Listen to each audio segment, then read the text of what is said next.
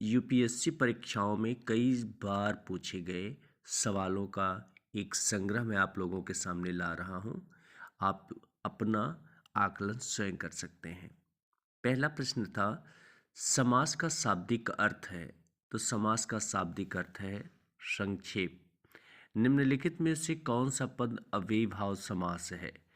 तो इसमें चार ऑप्शन दिए गए हैं। पहला है गृहागत, दूसरा है आचार कुशल, तीसरा है प्रतिदिन, चौथा है कुमारी।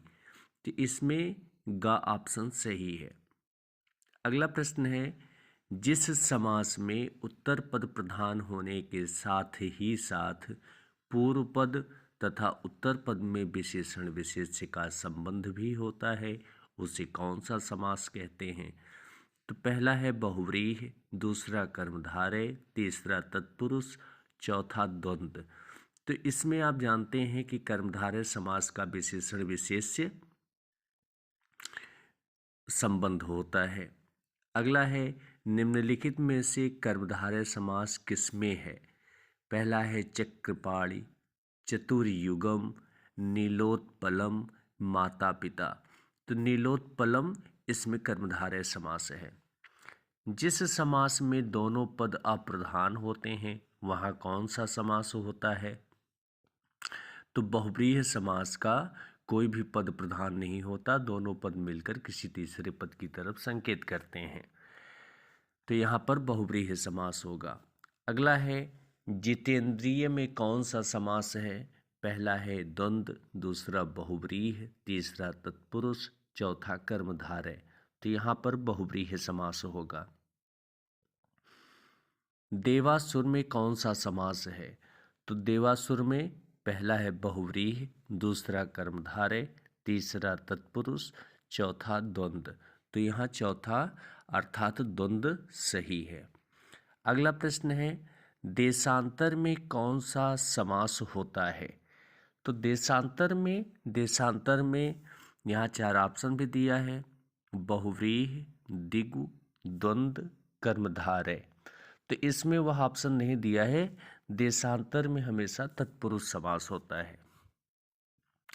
दीनानाथ में कौन सा समास है? दीनानाथ में कौन सा समास है? पहला है कर्मधारय, दूसरा बहुव्रीहि, तीसरा दिगु, चौथा द्वंद्व। तो इसमें कर्मधारय समास सही है। मुख दर्शन में कौन सा समास होता है? मुख दर्शन इसमें पहला दिया है द्वंद्व, दूसरा दिगु, तीसरा तत्पुरुष, चौथा बहुव्रीहि। तो इसमें द्वंद्व समास सही है। निशाचर में कौन सा समास होता है? पहला है अव्ययीभाव, दूसरा है कर्मधारय, तीसरा है नंग और चौथा है बहुव्रीहि। तो निशाचर में हमेशा बहुव्रीहि समास है। अगला प्रश्न है, चौराहा में कौन सा समास है? तो चार राहों का समूह आप सभी ऐसे समझ सकते हैं, लेकिन फिर भी ऑप्शन जो है बहुव्रीहि, तत्पुरुष, अव्ययीभाव, दिगु। तो इसमें दिगु समास सही है। अगला है, दसमुख में कौन सा समास है?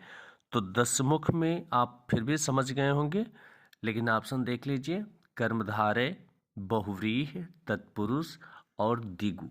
तो इसमें से बहुव्रीहि समास सही है। ऐसे ही कई सारे प्रश्नों की एक श्रृंखला मैं लेकर आने वाला हूँ। आप सभी वीडियो को देखते रहिए